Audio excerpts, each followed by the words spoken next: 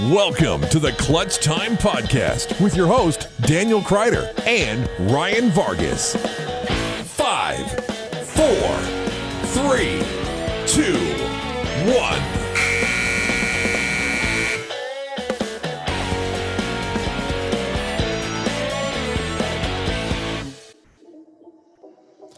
Welcome, everybody, to the Clutch Time Podcast. This is going to be a good one. I hope y'all ready for this one. I always got to wait for that beat to come in. You know what I mean? That's just how I roll. So this is going to be one of my favorite episodes. I have the really good feeling about this one. We got some special guests today. First, I want to welcome back Coach Dave Williams, along with Kourtney Crane, who was named Female Athlete of the Year in 2018, the AP First Team All-State in the same year, along with the IBCA First Team All-State, and a 2018 state champion for Peoria Richwoods. She went to Chicago State, where she started 29 games her freshman year, averaging 8 points per game while adding 57 assists and 40 steals. Started 16 games her sophomore year with 11.6 points per game while adding 30 assists and 29 steals. Sat out her junior year due to injury. She is now at St. Peter's in Jersey City, New Jersey.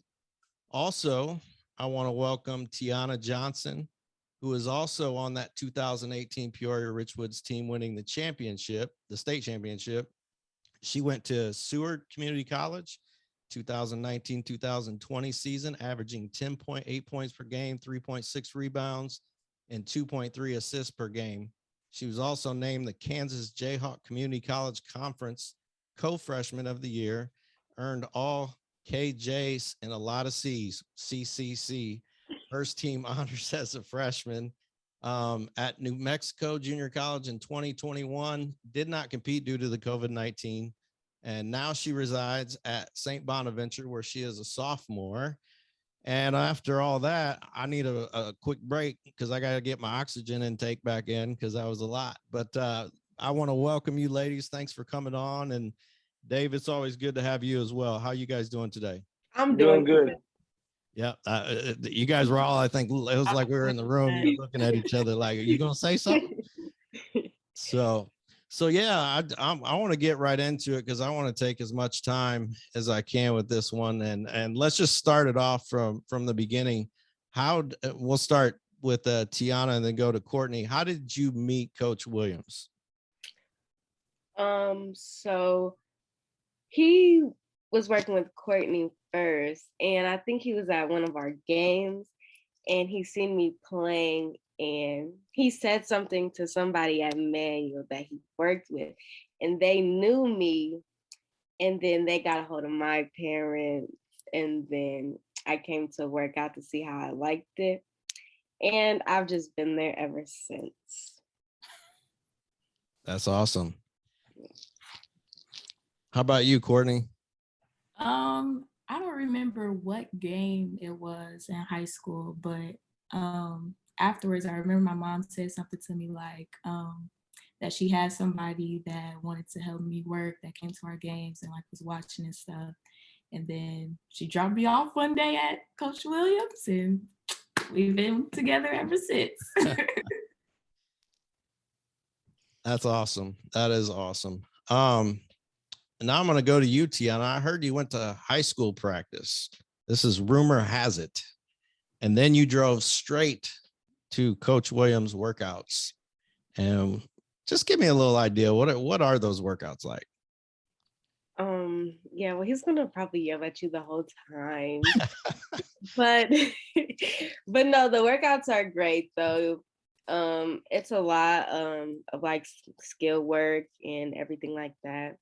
And you just like he pushes you to be better and to like get to the next level. And I think that's really the biggest thing that I got out of his workouts.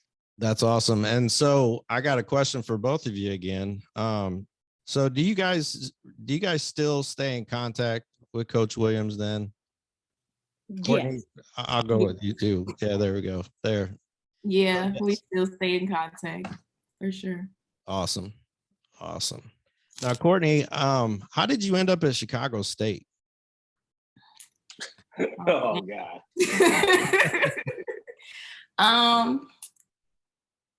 I had some people that were still helping me get to school because I didn't commit like 100% and I really didn't know where I was going. So, I still had people that were still helping me like with the recruiting process. And it was one specific person that was helping me was my uncle Al. And he knew people in the basketball, like in the Chicago area. So Chicago State had just got a new coach, Misty Opat, shout out to her.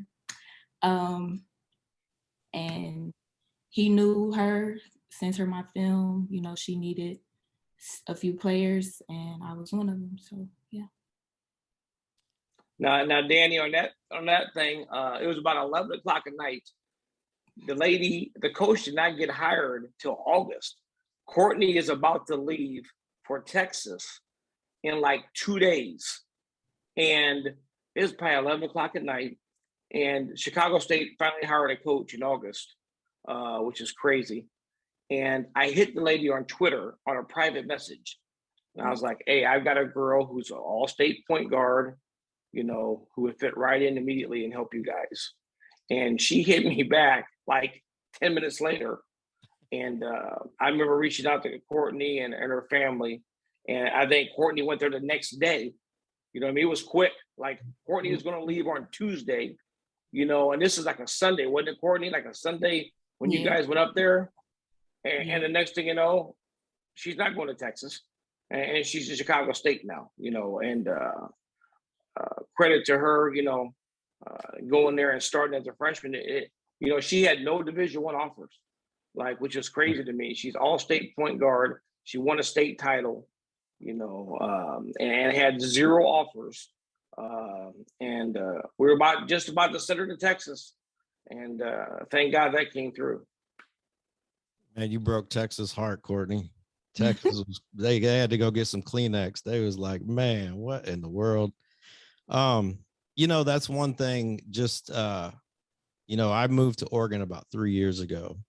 And the fact that you ladies got a state title in the state of Illinois, it says a whole lot, because this is no knock against Oregon. So don't send me any of your hate mail or nothing like that. I just like to tell it how it is. Right. But hooping in Illinois is completely different than Oregon. I mean, completely different. Like, I was out here trying to coach these kids, and I'm like, man, this is awful. Like, this is terrible. Like, you guys are soft. You don't have no fundamentals. It's like, and I go to the state tournament because I'm like, all right, maybe it's just, because there are some, talent comes in waves and stuff too. And like I said, this ain't no knock. There's lots of good kids out here that have grown and progressed. But what I was going at is that the fact that you won a state title in the state of Illinois says a whole heck of a lot about both of you guys, right? It's because out here, y'all would have been undefeated and probably won the state tournament by like 80 points. I mean, I'm just telling you, that's just the way it is. And I'm not trying to knock anybody. I'm just trying to say that's the difference in talent. And the fact that you guys did it in the state of Illinois, it just says a lot about you guys and your character and your work ethic and all that good stuff. So that was a bonus. That was an extra. And I'll probably get some nasty emails after this, but it's all good. I heard both of you have strong, supportive parents as well. And explain to me, how that's helped you guys through your journey. And Kourtney, I believe that I seen something about your father played at Western Illinois. He was a Leatherneck, huh? Yep, he played at Western, and he played at Richwoods too. Nice. Mm-hmm. So how did he?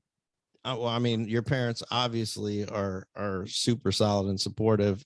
Just explain a little bit about that role that they played in your whole career through high school, going to college, making those big decisions. They definitely were very supportive. Like any games, any practices, like making the sacrifices for AAU, pushing me to, do better, make this shot. Don't shoot it just to shoot it to make it. Like all the, like everything, all the wisdom that they told me and all the like criticism as well. All of that helped mold me into like a player and a person today. So yeah, they were definitely very supportive. Taking me to practices, like I said, those long tournaments, like they definitely. Absolutely. How about you, Tiana?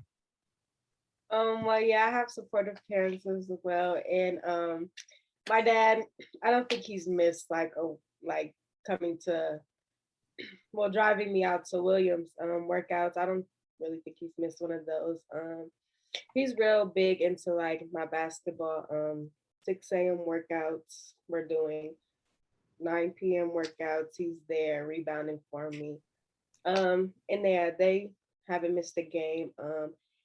Now that I'm far away, if they can't be here, they're always watching, sending texts, calling me after the game. So yeah, they're real supportive. That's awesome. And that's awesome to hear as well. And I'm a parent and a coach as well. So I can tell you it gets a little stressful. I can remember I coached baseball as well as basketball, but we had one tournament where my kids were playing in Champaign and then the Quad Cities. And so I was literally in between games driving from Champaign to the Quad Cities. It's crazy, but so I feel for your parents. It's a lot of work, but I would have done it 10 times over, and I'm sure they would have too. But so explain, growing up in Peoria and playing basketball, people expect you guys to have, just that, I like to call it that dog sometimes, that toughness and grit where you're just competitors. How do you guys think that environment helped you guys as far as in college? I think it's helped a lot because you don't always get that on a team. That like just hunger, like you're always hungry, like, the extra like loose balls, like, I mean, I have like 30 bruises on my knees, like it's like that extra like hustle, like it's really helped like doing that in Peoria because I mean I feel like that we're all taught that like if anything you're just gonna go hard regardless, and you don't really get that from a lot of people. A lot of people aren't taught that, and it's something I don't think that you can really teach either. It has to be like, and I think that Peoria has done that out of us. Yeah, that's good. Kourtney, how about you? Yeah, to piggyback off of that, just playing even college ball, playing against people that are from different states or different cultures, period. Like you can tell the difference in the way that we play versus, like your opponent, or if you're playing somebody that's close around like Chicago, or you are playing like another Peoria opponent, what you're expecting from them. So it's definitely a difference. It definitely, the toughness and the dog, I do agree with you. That definitely built us up. Like we're not gonna back down from anybody either, playing whatever happens. Like you're gonna stick it out for sure. I love it, man. I love it. Because they're going back to that's kind of what I was trying to explain earlier too, but because we compete with Chicago too, and we're like a third of the size in Chicago, but Peoria I feel like has been extremely successful in the state tournaments, girls, boys, it doesn't matter. It's been pretty impressive, and so I try to set the tone that environment is I miss it. There's times when I miss it, put it that way, and coach. And I'm trying to kind of instill that out here. And there's some kids that are starting to grab onto it and run with it. So it's good stuff. So with that being said, so you're going from the Hannah City barn to D1 in New York City. And that is, and I'm not saying this lightly, is extremely impressive. Did you guys ever think in your wildest dreams that like that would be the case, that you would be, let's say your junior year, senior year, well, any year in high school, would you be thinking, yeah, I'm going to be playing D1 basketball in New York City? That's a pretty big thing. I'll start. For me, I definitely would have never thought that I would be all the way out here. Before I even committed to Chicago State, when I said I was going to Texas, I was like, oof, that's kind of far. And then the Chicago State came, and I said, I think this is a blessing in disguise because I really didn't want to go that far, you know. So Yeah. I'm like, okay, this was meant to be. And then I came to Jersey. Yeah. And I was like, okay. Like, but this time I wasn't as nervous. I was more, you know, open. And I think that's really what I needed I needed a new environment. So all the way on the East Coast, it's different, but I like it. That's awesome. How about you, Tiana? Well, I tried. Well, I didn't try, but I didn't think I didn't think I would go so far. But I mean, after high school, I mean, I went to Kansas and then New Mexico and now New York. So I guess far is just where I'm supposed to be. You know, I didn't expect it though, but I'm glad it happened. Another blooper. Me and T thought that we were like 30 minutes away from. We thought we were 30 minutes away from each other when we first committed. I was like, T, I got some good news. I'm in Jersey. We right by each other. Blah blah blah. We're like, okay. We look it up on the maps. We're like, okay, 30 minutes. Then we looked it up again. It said 5 hours. So it was like, we was close. We was close. Oh, that's awesome. Plus, you're dealing with a lot of traffic out there, so yeah, that could get interesting. So, Kourtney, you had an injury your junior year. What kind of impact did that have on you, and what did you learn during that process? And what were some things mentally that you had to overcome, if you had to overcome any? But just explain that a little bit. So it happened like the second half of my season of my sophomore year, in 2020. And then I recovered and I sat out the junior year. But it was hard. It was definitely tough. Cause like I would have never thought that I could tear my ACL, you know, like that was nothing on my mind. So when it happened, like, you know, I had a good head. I had good coaches. I had good teammates, my parents, friends still around me, Coach Williams, you know, telling me like, you know, it's going to be okay. You're going to get over it. Like, it's going to take time, but you're going to be good. But it was hard. It definitely was hard, you know, not being able to play and do what you were doing every day. So I would say that would be one of the things that I took from that. It's like, don't take anything for granted, because it could be taken from you like that. Some mental things, I would just say just my confidence, like, you know, being confident that the leg is healed, like it's okay, like you're fine, like you still are able to do what you did before, you just gotta do it, like get out your head. So that's the yeah, not being afraid of injuring it again, you know, per se. And the reason why I asked you that, because that is such a huge challenge. I mean, for anybody. I mean, I've never played on the level that you guys are playing at, but I've got injured myself. I've played sports my whole life, and it's like, man, Lord, what is going on up in here? Like, you know, and same thing. That's why I'm glad you said that, because you get back on the court and you're like, man, you know, this could be worse next time, you know. Plus, I'm not no spring chicken like y'all are, you know what I mean? I'm getting a little up there anyway. And so I know that's a big accomplishment, and you know, to overcome that is what I'm getting at. And it's just so yeah, that to me it says a lot about your character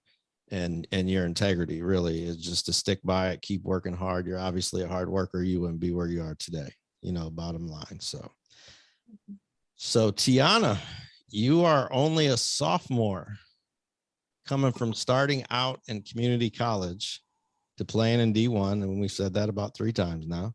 But the reason why I love telling that is because I'm constantly on this show talking about this very same thing that happened to you. You know, some of these kids, you know, with social media and all this stuff going on and D1 offer, oh, so-and-so got this offer, so-and-so got this offer.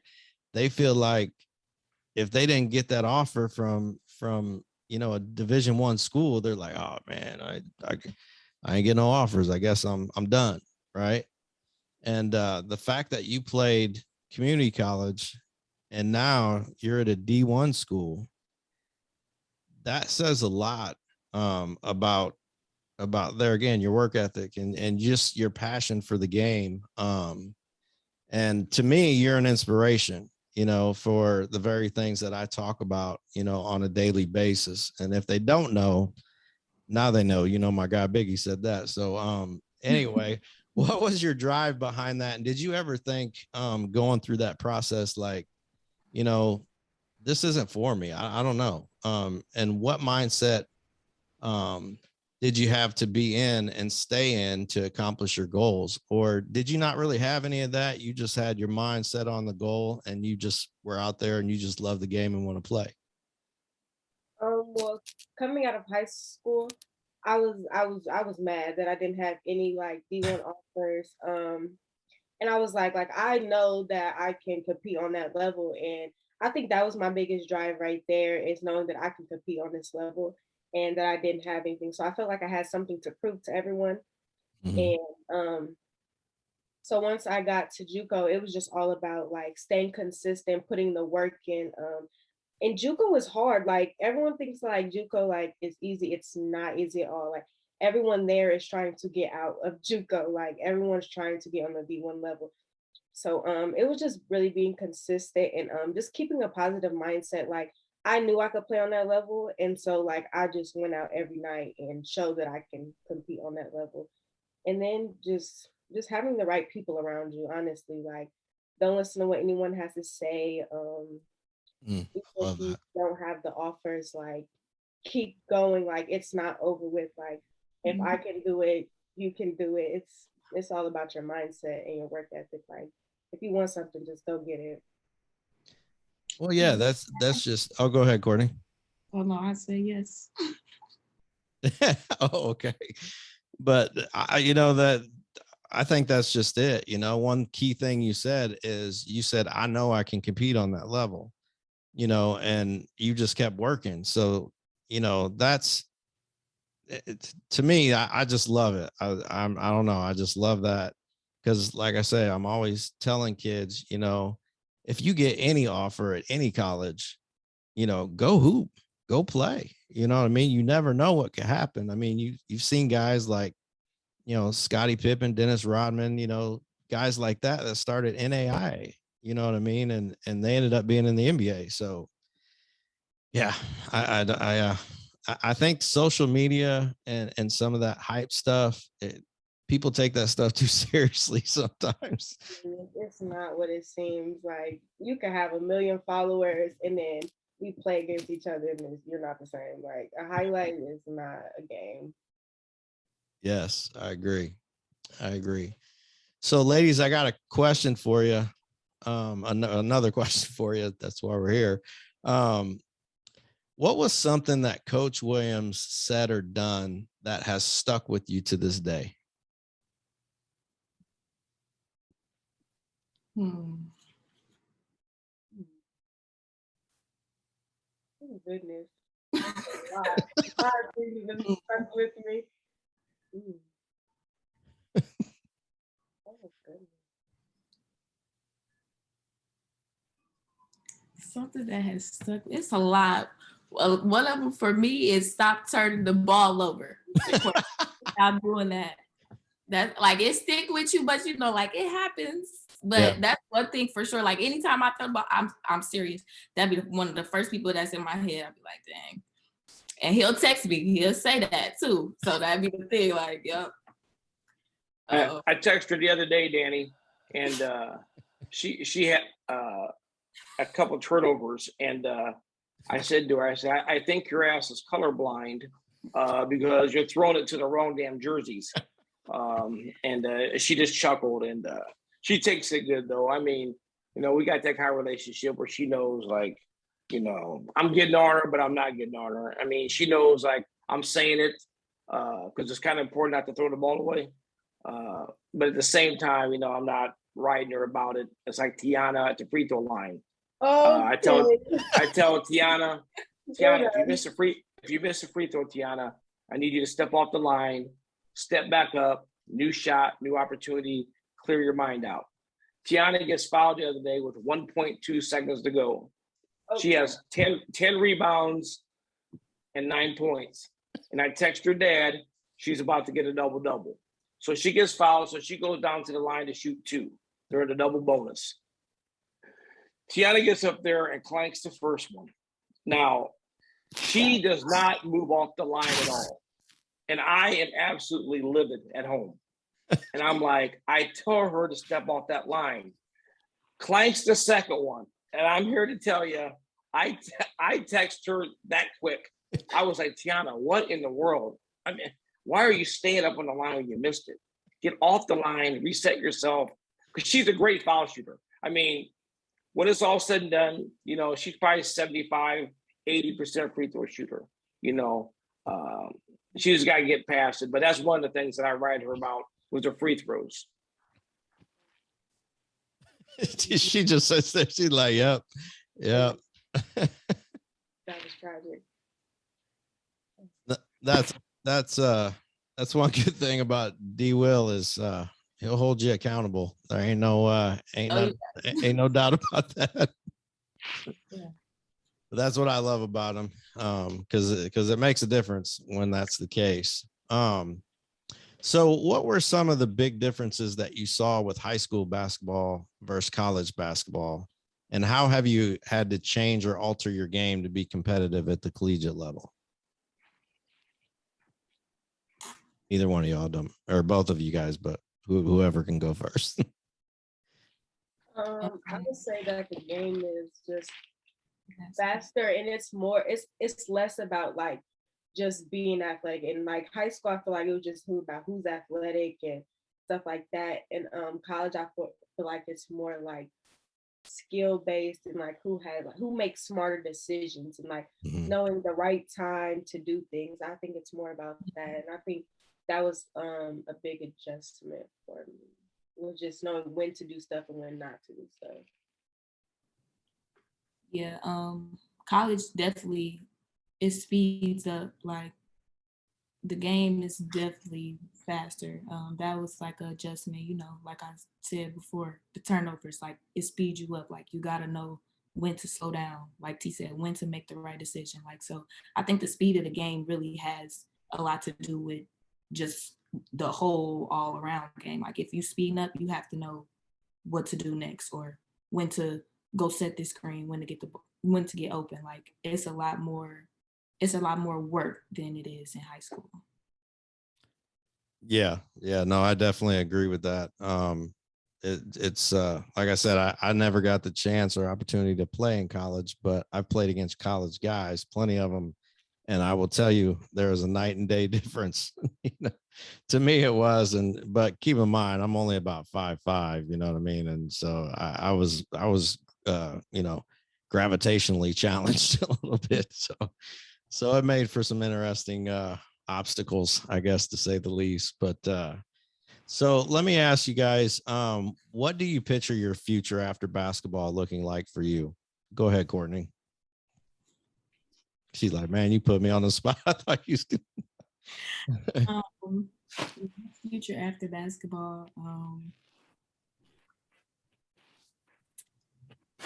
I plan on working. I'm not sure doing what. Working. If I'm back in Peoria, maybe with T, start some basketball stuff, like around the little community. We'll have Coach Williams help us for sure to start. But yeah, I just see myself, you know, working, being happy, and living my life. I'm gonna be on the sideline of Tiana games as well, because she's gonna be in the WNBA. Dang, nice. Tiana. Yeah, well, I plan to play basketball as long as I can until my body just falls apart completely. Yeah, hopefully that's a long time from now. We'll see.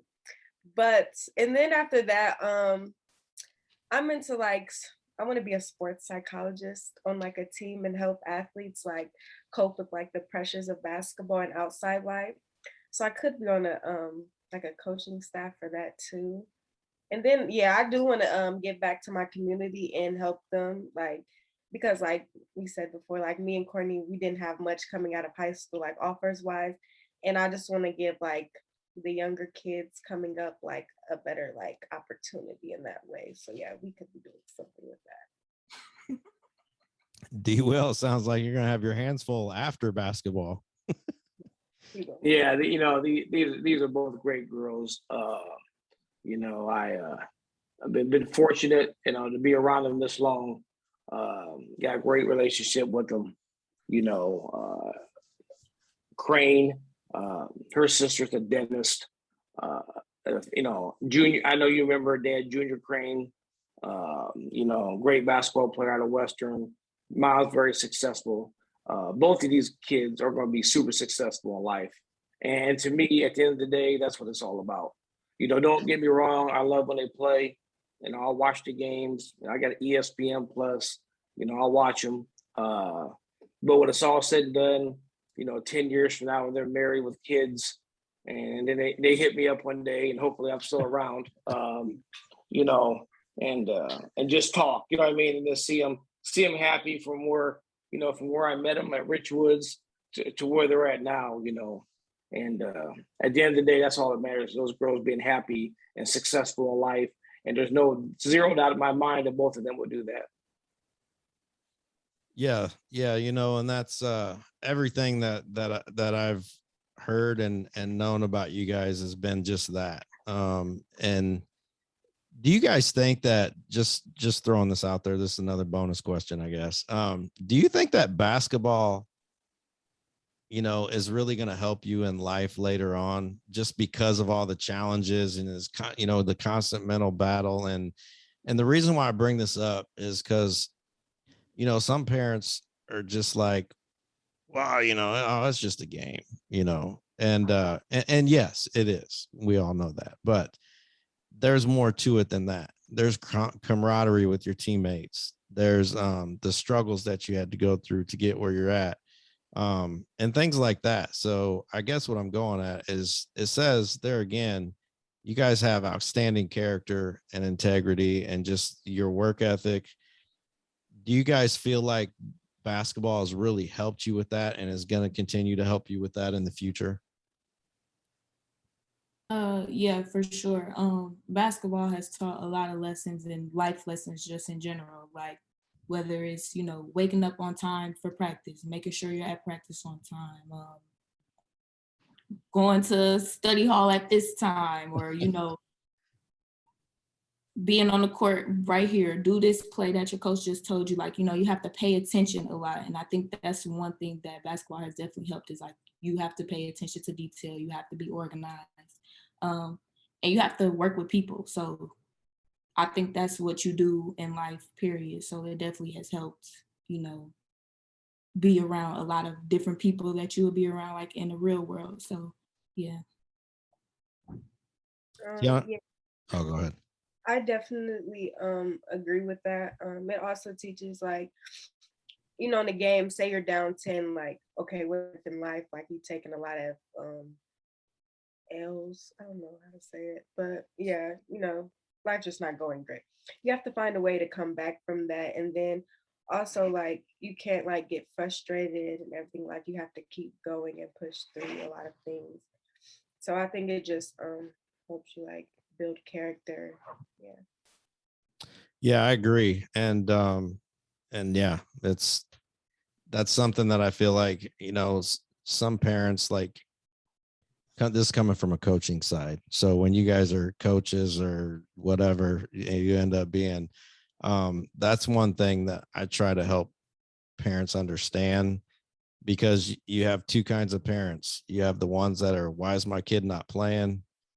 And, you're always going to have that one. And then you have the one that's like, man, she's, my kid's sucking or whatever. And then they're just screaming at you. We're just got to explain, like, hey, let them overcome it. Let's work through it, because later on, that's going to teach them some quality life lessons.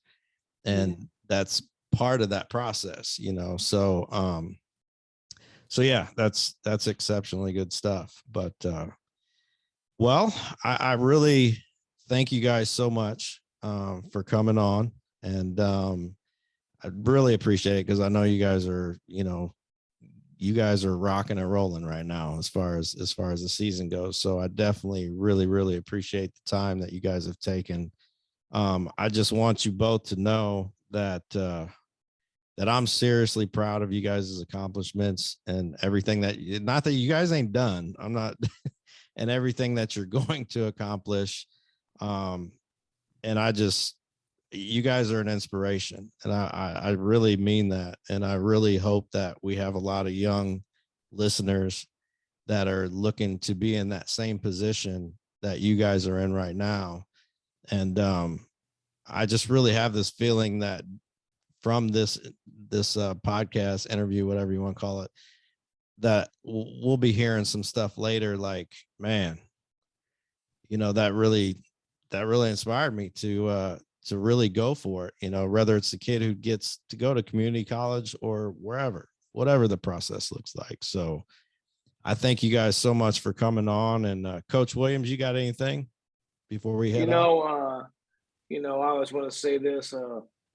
The girls are extremely good with the younger girls that come to the workouts.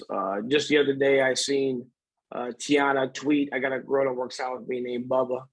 I seen Tiana tweet, "Go Bubba." They're super good with the younger kids when they come back to the gym. I just told somebody last week about Kourtney's little small injury. And Sunday, she comes up to me and she goes, "How's Kourtney doing?" Now, she doesn't even know Kourtney. You know what I mean? But she's heard the name at the gym quite a bit, so she knows, and they're both great kids. They're both if you're a younger kid, a younger female, someone that you should look up to, both of these girls are quality girls, and if they weren't, I would tell you,